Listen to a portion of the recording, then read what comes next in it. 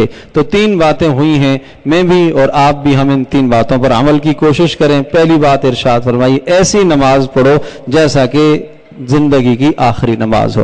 دوسری بات ارشاد فرمائی کہ ایسا جملہ، ایسا کلمہ زبان سے نہ نکالو کہ جس کلمے کی کل آپ کو عند اللہ، اللہ کے یہاں یا لوگوں کے یہاں آپ کو معذرت کرنی پڑے۔ اور تیسری بات یہ ارشاد فرمائی کہ مخلوق سے نگاہ کو ہٹاؤ، اپنے خالق پر، اللہ پر نگاہ کو رکھو۔ جو کچھ لوگوں کے پاس ہے اس سے اپنے آپ کو مایوس کر لو، اور اللہ پاک کے پاس جو کچھ ہے اس پر پر امید ہو جاؤ۔ جو لوگوں کے پاس ہے وہ عارض ہے، عارضی ہے، دنیا میں جو کچھ ہے ختم ہونے والا، اللہ پاک کے پاس جو ہے وہ باقی ہے، وہ ہمیشہ کے لیے ہے۔